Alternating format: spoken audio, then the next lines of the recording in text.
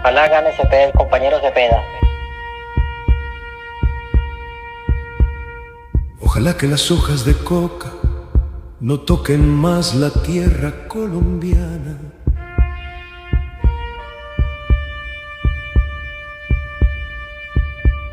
Para que ya no puedan lucrarte nunca más. Ojalá la miseria se vaya con tu odio y el nefasto gobierno de difuntos y bombas.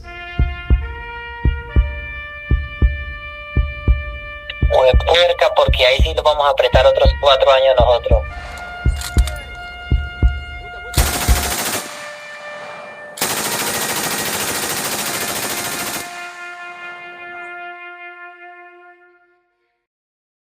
Ojalá que no toques el poder ni en canciones.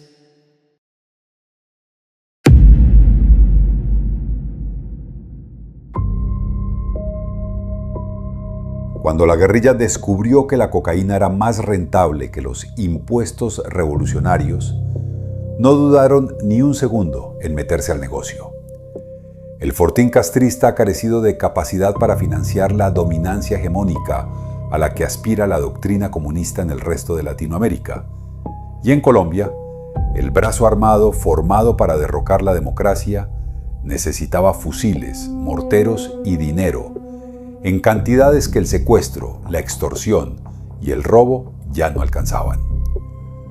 Los cabecillas guerrilleros sabían esto y no dudaron en abrazar la cocaína, que se presentó como la gallina de los huevos de oro, con la que moldearían naciones enteras. La alianza con los carteles de droga no fue un pacto oportunista, fue una decisión estratégica, fría y calculada. Mientras los narcos vivían como reyes en las ciudades, las FARC y el ELN se sentían menos poderosos en la selva. Poco a poco se pactaron reuniones entre capos del narcotráfico y cabecillas guerrilleros, donde la protección de cultivos, laboratorios clandestinos, corredores de exportación y control territorial se daba a cambio de dinero en efectivo y armas, sellando un matrimonio siniestro y duradero que convirtió a la guerrilla en socia privilegiada del narcotráfico, mientras fungía como sicaria del Partido Comunista. En el corazón de la camarilla intransigente estaba Manuel Cepeda Vargas, padre del Heredero. Él era uno de los líderes más radicales, fiel a una línea dura que jamás perdonó la disidencia y que operaba como el cerebro político de las FARC.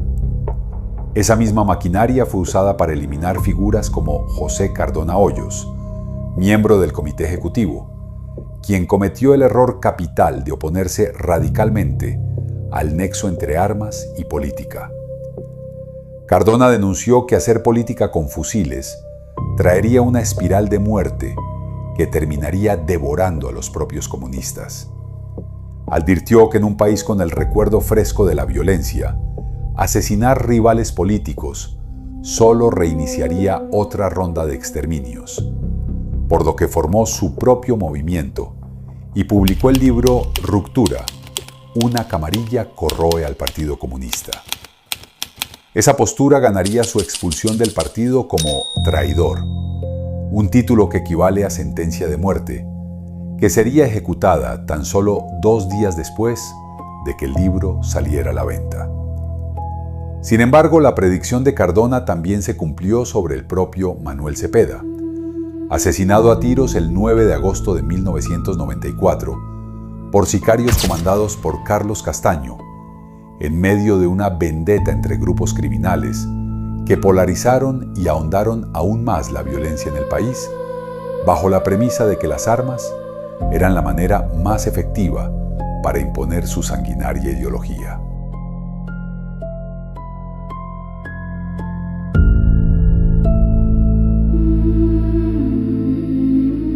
El heredero, una herencia maldita.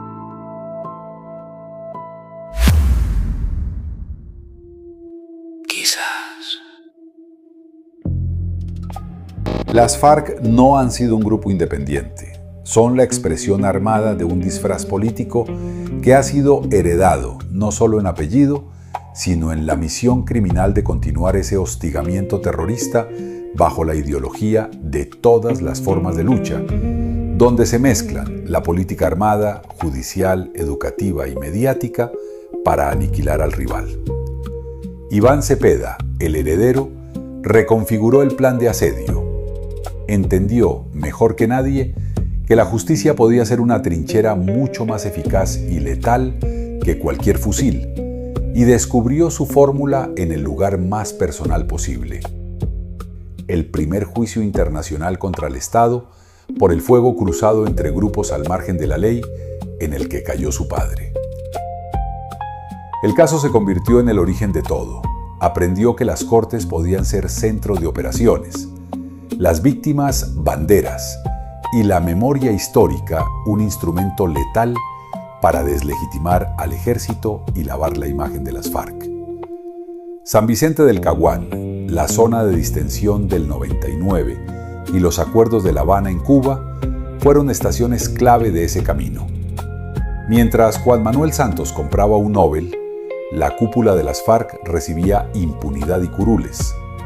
El heredero consolidaba poder político, micrófonos y el relato que necesitaba para seguir avanzando.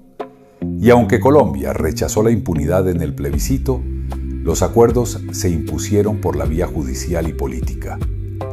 Santos tuvo su medalla, los cabecillas, salarios de congresistas e Iván Cepeda, el escenario perfecto para continuar la maquiavélica obra que su padre, Manuel Cepeda, había iniciado décadas atrás.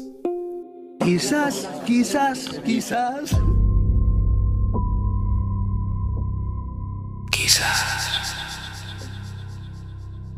Chávez es el arquitecto de un nuevo orden en nuestro continente, de una integración profunda de nuestros pueblos, de nuestras historias, de nuestra cultura. Y creo que será recordado siempre y por siempre. Colombianos, cesó la horrible noche. Cesó la horrible noche de la violencia que nos ha cubierto con su sombra por más de medio siglo. Junto a la mano blanda que presentaba el gobierno colombiano, la dictadura chavista se convirtió en refugio, retaguardia y centro de operaciones. El heredero nunca ocultó su devoción por Chávez, a quien llamó arquitecto de un nuevo orden continental, y elevó a categoría de héroe. Hasta hace poco defendió con ferocidad a Nicolás Maduro y al narcorrégimen venezolano, incluso mientras Venezuela se hundía en dictadura, represión, narcotráfico y miseria. Su apego no es solo ideológico, es estratégico. Venezuela es el santuario de sus aliados armados y el cumplimiento vivo de la macabra pesadilla continental que su padre, Manuel Cepeda, ayudó a forjar. Allí, bajo la protección del narcoestado, un nuevo bloque de las FARC, liderado por Iván Márquez y el ELN, encontraron campamentos, corredores y cobertura total, mientras el heredero tejía en Colombia el relato político que justificaba los crímenes, blindaba a sus aliados y preparaba el terreno para la siguiente fase de la ofensiva, el asedio judicial. Con Bolívar el galán ya volvió a cabalgar, no más llanto y dolor de la patria. El reclutamiento de niños, niñas y adolescentes nunca debió de ocurrir. Somos pueblo que va tras de la libertad, construyendo la senda de paz, guerrilleros de las FARC. Reconozco, además, que ocurrieron hechos de violencia sexual. Con el pueblo a triunfar, por la patria, la tierra y el al interior de la organización. Guerrilleros de las FARC. Y prácticas como los abortos forzados y otras conductas. A la voz de la unidad, alcanzar la libertad. Afectaron gravemente la vida, la dignidad.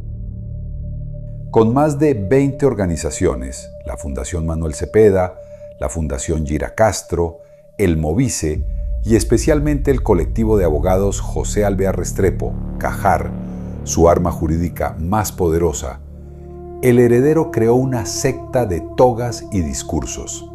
Cajar se ha especializado en la fabricación de falsos testigos, la construcción de falsas masacres y demandas multimillonarias contra el Estado con una estrategia clara: poner al pueblo en contra de las instituciones de defensa y lucrarse con indemnizaciones millonarias pagadas por todos los colombianos.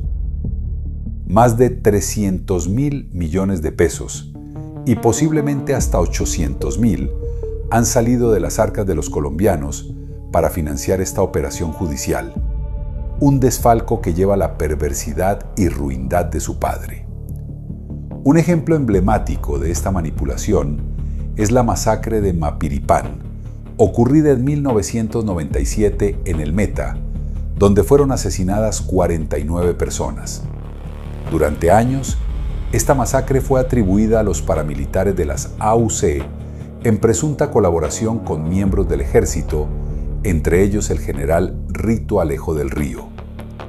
La narrativa fue impulsada con fuerza por Cajar y otros organismos afines, lo que llevó en 2005 a que la Corte Interamericana de Derechos Humanos condenara al Estado colombiano por supuesta ineficacia frente a las alianzas paramilitares.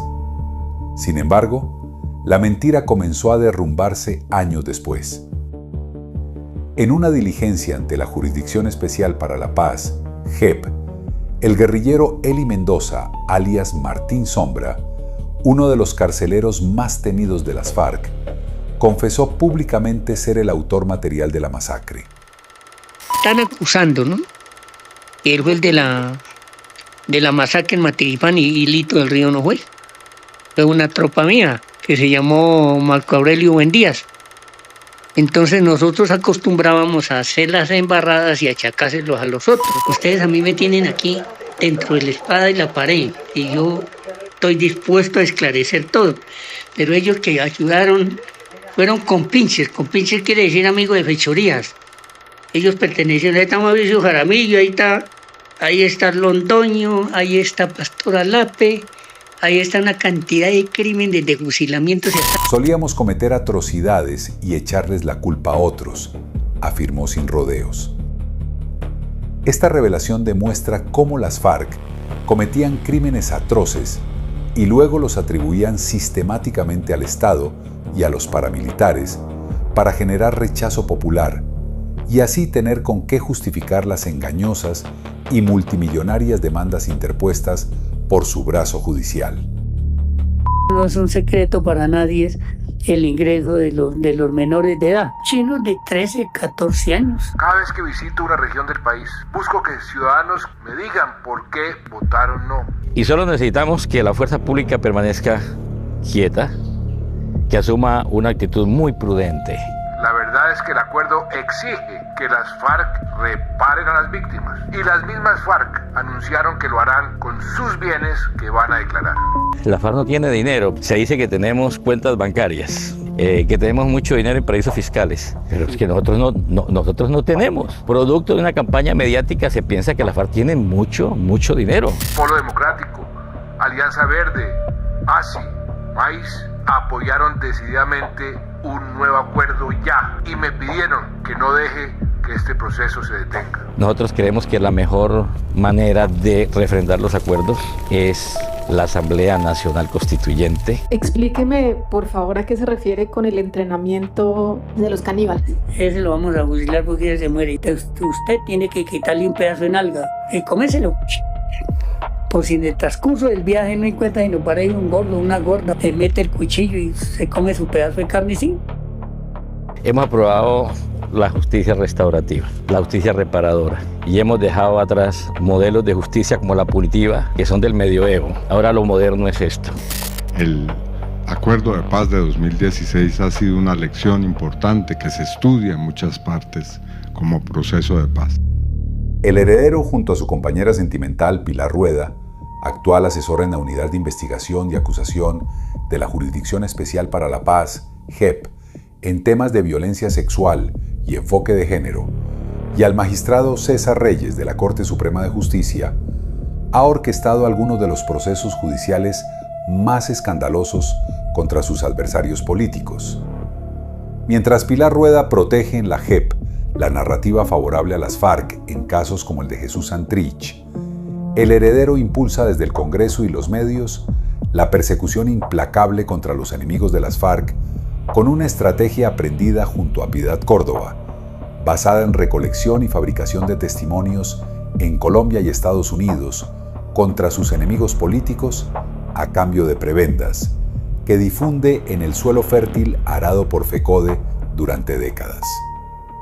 En el Sindicato de Maestros, fundado en 1959, el Partido Comunista Colombiano y otras corrientes radicales encontraron un espacio clave de representación e influencia social que con cerca de 270.000 afiliados se convirtió en uno de los directorios políticos más grandes e influyentes de América Latina.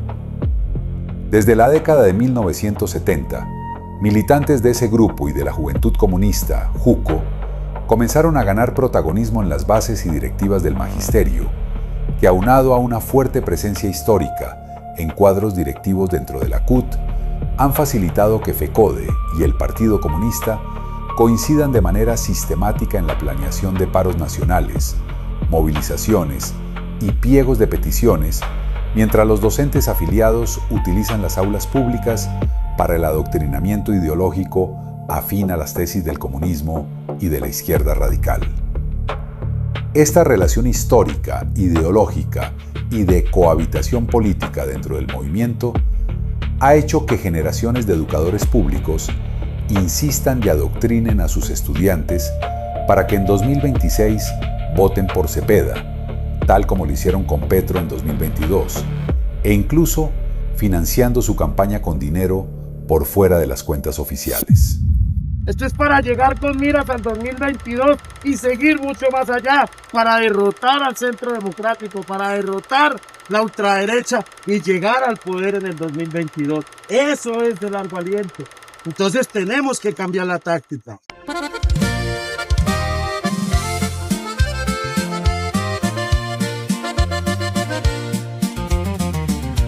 Que vivan los estudiantes que asesinan policías. Arriba los libros y las papas bomba, los machetes y la erudición. Que vivan las molotov, los puñales y la libertad. Que vivan los narcos, las FARC, la marihuana y la literatura. Adoramos las vacunas, el secuestro y Carlos Marx, los niños de Palestina, la cocaína y el monococoy. No aportamos nada a nadie porque nuestro legado es la revolución.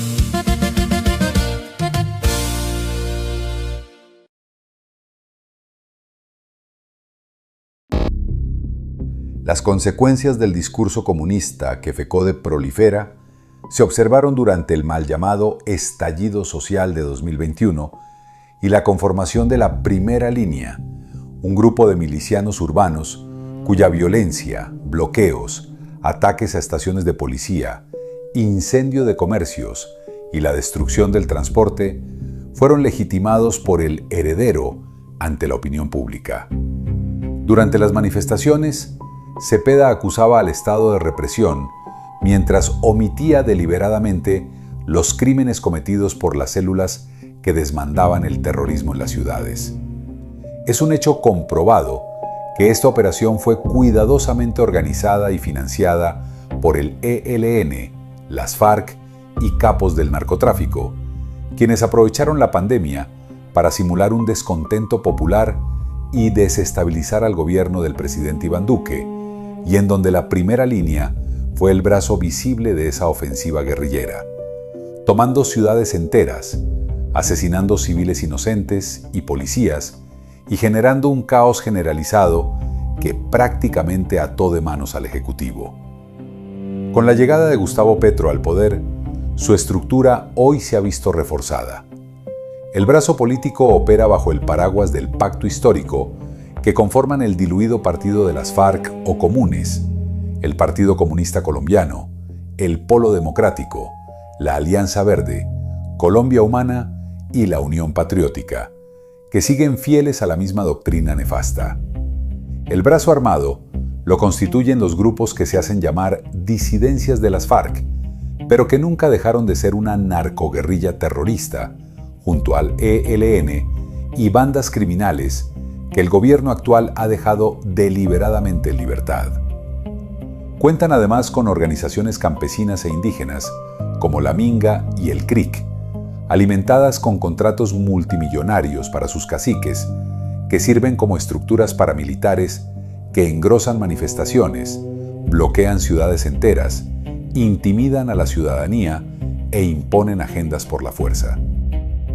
De esta manera, tras la cortina de los derechos humanos, ONGs, jueces, medios y millones de dólares en cooperación internacional, opera con precisión quirúrgica la sevicia de Cepeda contra Colombia. Hay muchos que merecieran estar en la cárcel y que gozan del poder en Colombia. Iván, gracias por existir.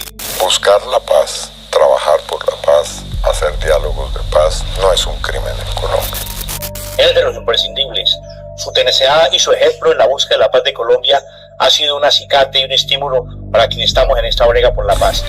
Ni es un delito, ni puede ser tenido como una actividad que genere vergüenza o culpa, no, es un deber constitucional. No te amilanes, estamos contigo.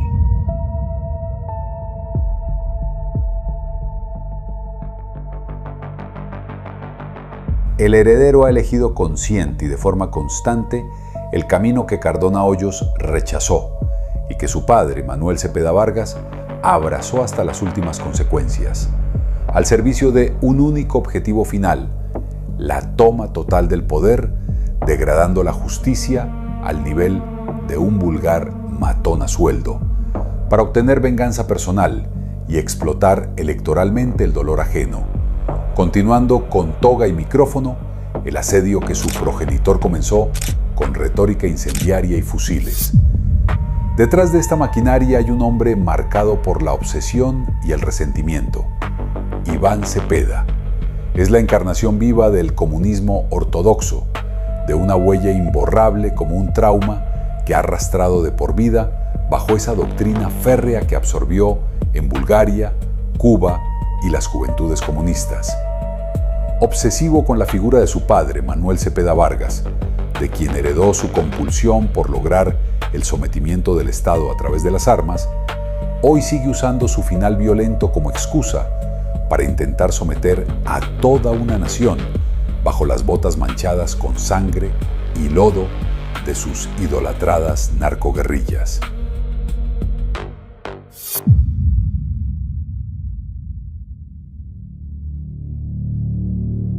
Sistemático, metódico y carente de empatía. Un manipulador del dolor a conveniencia, que instrumentaliza criminales y los descarta cuando dejan de servirle en su necesidad neurótica de conflicto permanente. El heredero no es ningún hombre de paz. Es un dinamizador de la violencia atrapado en una espiral interminable de odio. Dañado por una infancia en la que quienes lo engendraron pusieron como prioridad criar y cuidar a las FARC. Consumido por esa mezcla de admiración y odio hacia su propio origen, el heredero permanece en esa infatigable búsqueda de siniestras alianzas, que en su imaginario le aseguren en algún momento la satisfacción de lograr, así sea de manera póstuma, la aceptación paterna. Haciendo realidad el sanguinario sueño de su padre, el de alcanzar el poder vitalicio en Colombia, usando el horror y la destrucción de las instituciones como peldaño.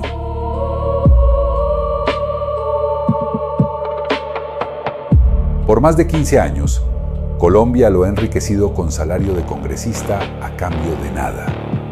Cepeda, el rey del ausentismo, ha percibido sueldo por ir al Senado a fracasar una y otra vez, intentando autorrepararse, por desatar persecución, sembrar calumnias y esconder su paupérrima formación para el servicio público detrás de un beligerante activismo totalmente condescendiente con criminales de todo tipo. El legado del heredero es la miseria castrista, el narcotráfico chavista, el resentimiento marxista, la represión a sangre y plomo del estalinismo y la ausencia total de fronteras éticas del progresismo. La trampa mortal sobre las libertades en Colombia ya está preparada y el país está a solo una jornada electoral de asistir quizás por última vez a las urnas como nación democrática. Hoy, la amenaza de pasar de 70 años de asedio guerrillero a comenzar apenas una interminable fila de décadas de régimen socialista es muy real. Las elecciones de 2026 sellarán el rumbo para los colombianos entre el camino hacia la viabilidad y el desarrollo o en quedar irremediablemente atrapados en la pesadilla de sangre y cocaína del heredero y sus milicianos propagadores de miseria, destrucción y muerte.